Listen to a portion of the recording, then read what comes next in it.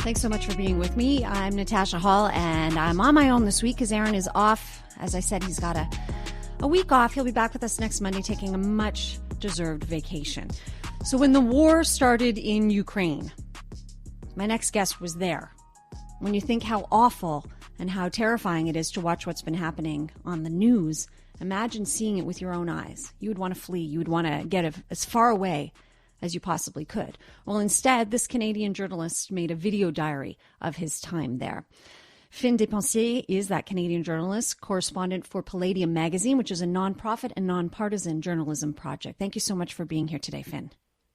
Yeah, my pleasure, Natasha. So I think first and foremost, let's establish that you have since left the Ukraine. Where are you, and are you somewhere safe?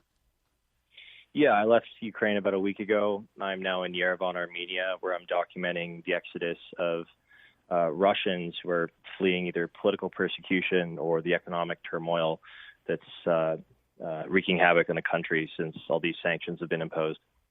So I'm going to get you in a bit to describe a bit more to me what the scene is like there now, what you're witnessing at this moment. But first, let's go back to when you were in Ukraine, when the war breaks out.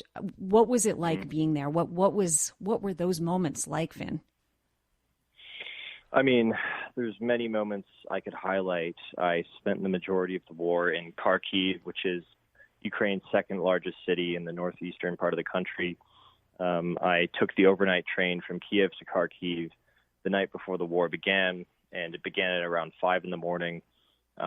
And you can imagine everybody on that train was very frantic, reading news reports, getting calls from their family members as we were speeding into the fire. I mean, we couldn't really turn around. So the war started at about 5 a.m., and then we got to Kharkiv at about 7 a.m. There were, very heavy explosions audible throughout the city. And I hunkered down in my hotel for the first 24 hours. We then spent some time, visiting Ukrainian positions, talking to civilians that were trying to flee. I don't know. I mean, I could rattle off a whole bunch of stories, but I spent the majority of my time in Kharkiv and then left the country about a week later. That's the gist of it. And what was the feeling like, Finn? Because I saw in your piece with W5 that you didn't expect this to happen. You didn't expect it to be to this extent, right? So what was the feeling in that moment?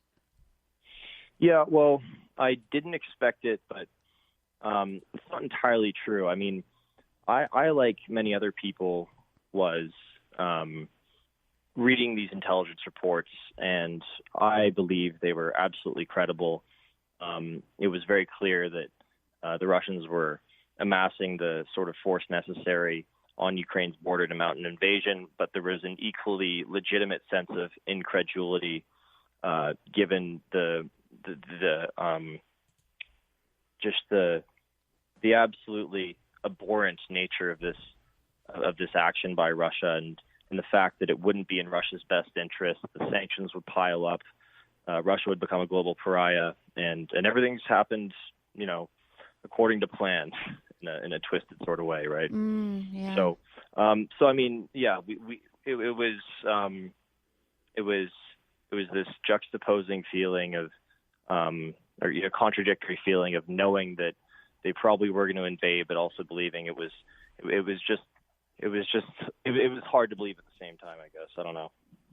We're speaking with Finn DEPENCIER, who is a Canadian journalist, correspondent for Palladium magazine. Finn, I'm thinking about, this idea that anybody would just want to flee, right? You're witnessing horrible, unspeakably awful things, and the human reaction would be to just get the heck out of there as much as possible. Now, I get that your job is that you're a journalist, but nonetheless, you chose to stay. Was that a given for you, or did you grapple with that decision?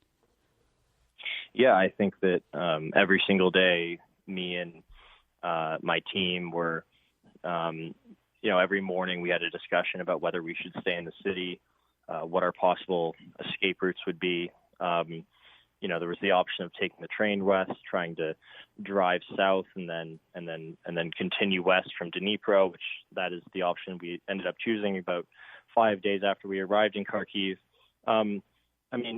It is our job. We have a duty to report on the facts.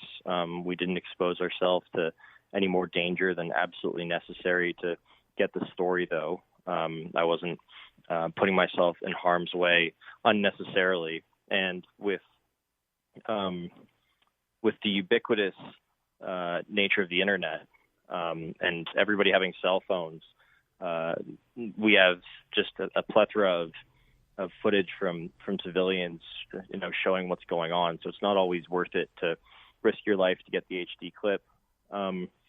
But we nonetheless had to stay there to, do our professional reporting and get the story. So, I was there for I was there for 5 days, and then we spent 3 days in Dnipro, and then I think another 2 days crossing the country. I think that my guiding principle in conflict journalism, because this isn't the first conflict zone that I've been to, is I don't expose myself to unnecessary danger if I'm not going to be acquiring novel information. And so, up until the point where I'm not going to be revealing something that isn't already said, or up until the point where I guess it's the opposite. Up until the point where I need to receive that information, acquire that. I won't be doing anything. I won't be, accepting any unnecessary danger. Okay. Sorry, I'm very tired right now. I don't doubt it. I don't doubt it for a moment. Okay, so now you're in Armenia and you're witnessing Russians fleeing political persecution, amongst other reasons.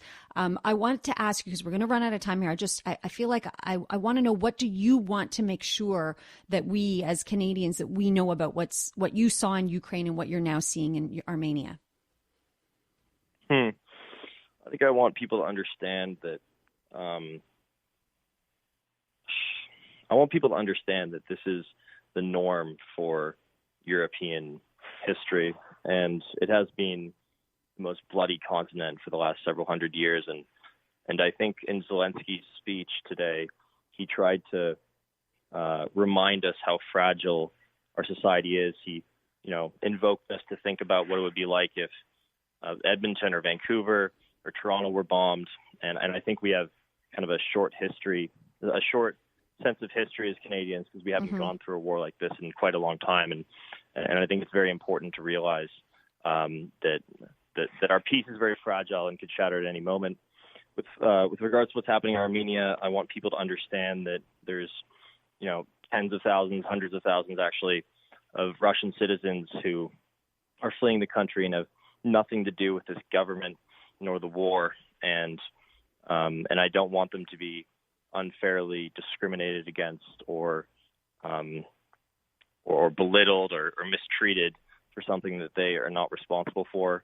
And I've seen a lot of reprehensible discrimination, Russian films being pulled from film festivals. I saw a really ridiculous example where Russian mustards were taken off the shelves at this mustard museum in Wisconsin. Like, yeah, that's going to stop the invasion, right? So I want people to understand that Russians, they're people too, and most of them had nothing to do with this. And as they flee the country, many of them will undoubtedly end up in Canada.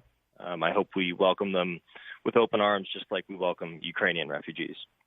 Me too. I'm with you on that. And, I know Christopher Freeland had said at the onset of this, that, we do not have any issue with the Russian people. Obviously, our issue is with Putin directly and the Russian government.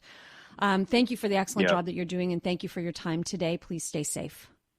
Yeah, my pleasure. Have a good day. Bye. You too. That is Finn DEPENCIER, again, a Canadian journalist. He's a correspondent for Palladium magazine. That is a nonprofit and nonpartisan journalism project. If you want to know more about it, the website is palladiummag.com.